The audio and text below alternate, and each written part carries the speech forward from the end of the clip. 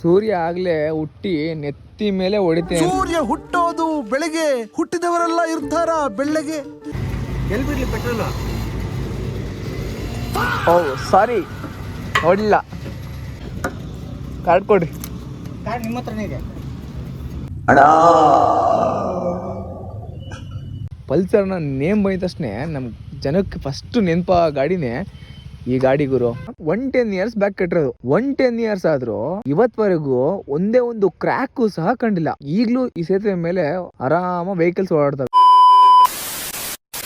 ನಮಸ್ಕಾರ ಎಲ್ಲರಿಗೂ, ನಾನ್ ನಿಮ್ ಕೇಪಬಲ್ ಕನ್ನಡಿಗ. ಸೂರ್ಯ ಆಗ್ಲೇ ಹುಟ್ಟಿ ನೆತ್ತಿ ಮೇಲೆ ಹೊಡಿತೆ ಅನ್ನೋ ಫೀಲ್ ಆಗ್ತಿದೆ. ಸೂರ್ಯ ಹುಟ್ಟೋದು ಬೆಳಗ್ಗೆ, ಹುಟ್ಟಿದವರೆಲ್ಲ ಇರ್ತಾರ ಬೆಳ್ಳಗೆ. ನಾನು ಹೇಳುವುದನ್ನ ಕೇಳಿಸ್ಕೊಳ್ಳಿ ಮೆಲ್ಲಗೆ. ನಾವು ಸೂರ್ಯ ಹುಟ್ಟೋಕಿನ ಮುಂಚೆ ಬೆಳಗ್ಗೆ ಬೇಗ ಎದ್ದು ಬರ್ನ ಅನ್ಕೊಂಡ್ರೆ ಸೂರ್ಯ ಆಗ್ಲೇ ಹುಟ್ಟೇ ಬಿಟ್ಟಿದ್ದಾನೆ ಅಲ್ಲೇ.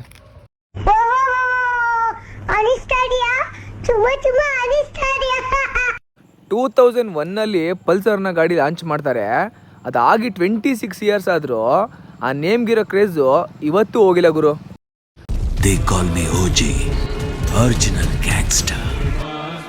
ಅದಾದ್ಮೇಲೆ ಪಲ್ಸರ್ನ ನೇಮಲ್ಲಿ ಸುಮಾರು ಗಾಡಿಗಳನ್ನ ಲಾಂಚ್ ಮಾಡ್ತಾರೆ.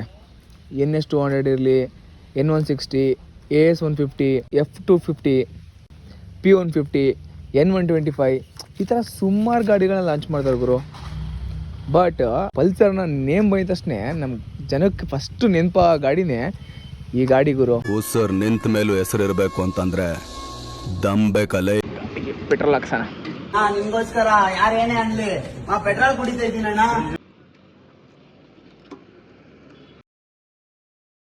ಇನ್ನೂರು.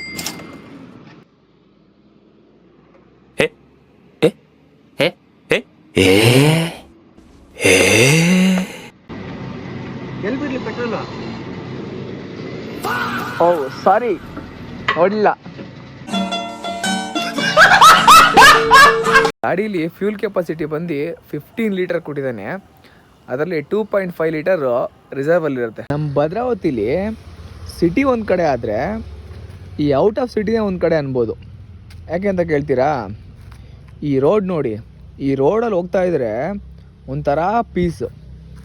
ಮಳೆಗಾಲದಂತೂ ಈ ರೋಡ್ನ ಎಕ್ಸ್ಪ್ಲೇನ್ ಮಾಡೋಕ್ಕೆ ಆಗಲ್ಲ. ವೆದರ್ ಹೇಗಿರುತ್ತೆ ಅಂದರೆ, ಸುತ್ತ ಮರಗಳಿದಾವ, ಮಳೆ ಹನಿ ಬೀಳ್ತಾ ಇರುತ್ತೆ.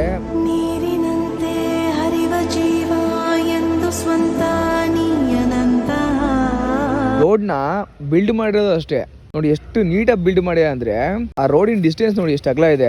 ಮತ್ತೆ ಫುಟ್ಪಾತ್ ನೋಡಿ, ಫುಟ್ಪಾತ್ಗಂತ ಸಪ್ರೇಟು ತುಂಬಾ ಸಖತ್ತಾಗಿ ಬಿಲ್ಡ್ ಮಾಡ್ಯಾರೆ ನಮ್ಮ ವಿಶ್ವೇಶ್ವರಯ್ಯ ಅವರು.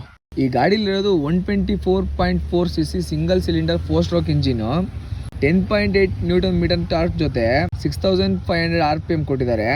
ಏರ್ ಕೂಲ್ಡ್ ಸಿಸ್ಟಮ್ ಇದೆ ಇದರಲ್ಲಿ ಕಿಕ್ ಸ್ಟಾರ್ಟ್ ಮತ್ತೆ ಸೆಲ್ಫ್ ಸ್ಟಾರ್ಟ್ ಎರಡೂ ಕೊಟ್ಟಿದ್ದಾರೆ. ತಾಕತ್ತಿದ್ರೆ ಕಿಕ್ ಕೊಡಿರಿ, ಇಲ್ಲ ಅಂದ್ರೆ ಸೆಲ್ಫ್ ಸ್ಟಾರ್ಟ್ ಮಾಡ್ಕೊಳ್ಳಿ. ಈ ಗಾಡಿನ ಯಾವ ಆ್ಯಂಗಲಿಂದ ನೋಡಿದ್ರು ಸೆಕ್ಸಿಯಾಗಿ ಕಾಣುತ್ತೆ ಗುರು.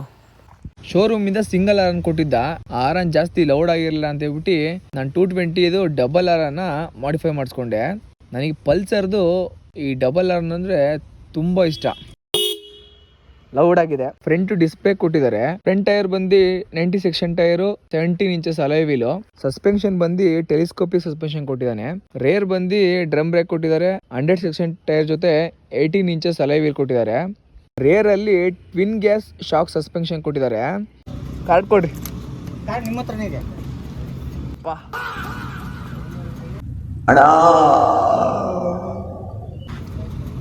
ಸ್ಮಾರ್ಟ್ ಅಂತ ಸ್ವೈಪೇ ಮಾಡ್ರಿ. ಒಂದ್ ಕಡೆ ತಪ್ಪು ನಡೀತಿದೆ ಅಂದ್ರೆ ಆ ತಪ್ಪನ ಸರಿಪಡಿಸ್ಬೇಕು. ಅದನ್ ಬಿಟ್ಟು ಆ ಸಿಚುವೇಶನ್ ಯುಟಿಲೈಸ್ ಮಾಡ್ಕೊಂಡು ನನ್ ಬೆಳೆ ಬೇಯಿಸ್ಕೊಳಲ್ಲ ಸೋಷಿಯಲ್ ಮೀಡಿಯಾ ಇನ್ಫ್ಲುಯೆನ್ಸರ್ ಅಂದ್ರೆ. ಇದು ಆಕ್ಚುಲಿ ಚೆನ್ನಾಗಿರೋದು. ಫ್ರಂಟ್ ಇಂದ ನೋಡಕ್ ಮಾತ್ರ ಬಾಂಬ್ ಕಾಣುತ್ತೆ, ಒಳ್ಳೆ ಮಾನ್ಸ್ಟರ್ ಕಂಡಂಗ್ ಕಾಣುತ್ತೆ ಗಾಡಿ. ಈ ರೋಡಲ್ಲಿ ಓಡಾಡ್ತಿದ್ರೆ ಸ್ವರ್ಗದ ದಾರಿಲೇ ಓಡಾಡ್ತೀವಿ ಅನ್ನೋ ಫೀಲ್ ಆಗುತ್ತೆ. ಮಳೆಗಾಲದಲ್ಲಿ ಬಂದ್ರೆ ಕಳ್ದೇ ಹೋಗ್ತೀವಿ ಅನ್ನೋ ಫೀಲ್ ಆಗುತ್ತೆ. ಮತ್ತೆ ಸಮ್ಮರ್ ಸೀಸನ್ ಅಷ್ಟೇ ಈ ಏರಿಯಾಗ ಬಂದ್ರೆ ಕೂಲ್ ಆಗಿರುತ್ತೆ. ನನಗಂತೂ ಭದ್ರಾವತಿಲಿ ಸಖತ್ ಇಷ್ಟ ಆಗೋ ಪ್ಲೇಸ್ ಅಂದ್ರೆ ಈ ಏರಿಯಾ ನೋಡ್ರಿ. ಈ ಏರಿಯಾಗ ಬಂದ್ರೆ ಒಂಥರ ಏನೋ ಮನ್ಸಿಗೆ ಸಮಾಧಾನ ಆಗ್ತಿರುತ್ತೆ. ಮೇನ್ ರೀಸನ್ ಏನಕ್ಕೆ ಇದಕ್ಕೆ ಕಾರಣ ಅಂದ್ರೆ ಇಲ್ಲಿ ಟ್ರಾಫಿಕ್ ಇಲ್ಲ, ಪೊಲ್ಯೂಷನ್ ಇಲ್ಲ, ಜಾಸ್ತಿ ಗಾಡಿಗಳು ಓಡಾಡಲ್ಲ, ಸೌಂಡ್ ವೈಲೆನ್ಸ್ ಇಲ್ಲ. ವೆದರ್ ಒಂಥರ ಪೀಸ್ ಆಗಿರುತ್ತೆ. ಈಗ ಬರ್ತಿರೋ ಗಾಡಿಗಳೆಲ್ಲ ಡಿಜಿಟಲ್ ಇದೆ, ನಮ್ದೆಲ್ಲ ಅನಲಾಗ್ ಸಿಸ್ಟಮ್ ಇರುತ್ತೆ. ಬಟ್ ಏನೇ ಅಂದ್ರೆ ಪಲ್ಸರ್ಲಿ ಈ ಅನಲಾಗ್ ಸಿಸ್ಟಮ್ ನೋಡೋಕೆ ಚಂದ. ಆ ಸ್ಪೀಡೋ ಮೀಟರ್ ಹಿಂಗ್ ಬರುತ್ತಲ್ಲ, ಅದು ಕ್ರೇಜಿ. 5 ಸ್ಪೀಡ್ ಗೇರ್ ಬಾಕ್ಸ್ ಜೊತೆ ಶೋರೂಮ್ ಇಂದ ಈ ಗಾಡಿಗೆ 100 ಟಾಪ್ ಸ್ಪೀಡ್ ಅಂತ ಹೇಳ್ತಾರೆ. ಬಟ್ ಈ ಗಾಡಿ 125 cc ಇದ್ರು ಟಾಪ್ ಸ್ಪೀಡು ಸಹ 125 ರೀಚ್ ಆಗುತ್ತೆ.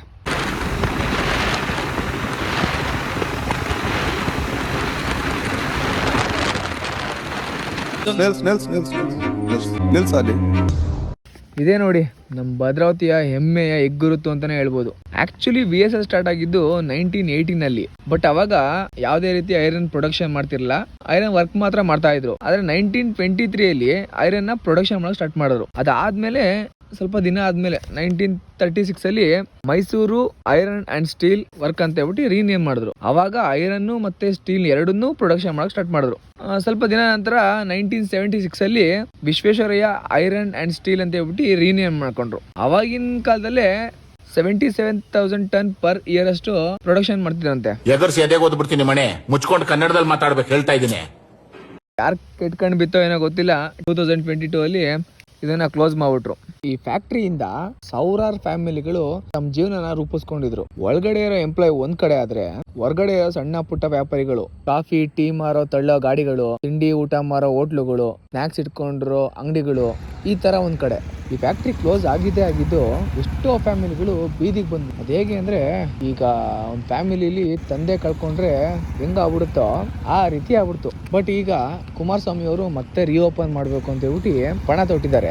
ಅದಕ್ಕೋಸ್ಕರ 4,000 ಕೋಟಿನ ಇನ್ವೆಸ್ಟ್ ಮಾಡಿದ್ರಂತೆ. ಅವ್ರು ಹೇಳ್ದಂಗೆ ಮತ್ತೆ ರಿಓಪನ್ ಆಯ್ತು ಅಂದ್ರೆ ತಂದೆ ಕಳ್ಕೊಂಡಿರೋರಿಗೆ ಆ ತಂದೆನ ಮತ್ತೆ ಮರುಕಳಿಸಿ ಕೊಟ್ಟಂಗೆ ಆಗ್ಬಿಡುತ್ತೆ. ನಮ್ಮ ಡಿಸ್ಟಿಕ್ ಅಲ್ಲಿರೋ ಎಷ್ಟೋ ಜನ ಬೇರೆ ಕಡೆ ಕೆಲ್ಸಕ್ಕೆ ಹೋಗೋಂಥ ಅವಶ್ಯಕತೆನೇ ಇರಲ್ಲ, ನಾವೇ ಬೇರೆ ಡಿಸ್ಟಿಕ್ ಅವರಿಗೆ ಕೆಲಸ ಕೊಡಂಗಾಗತ್ತೆ.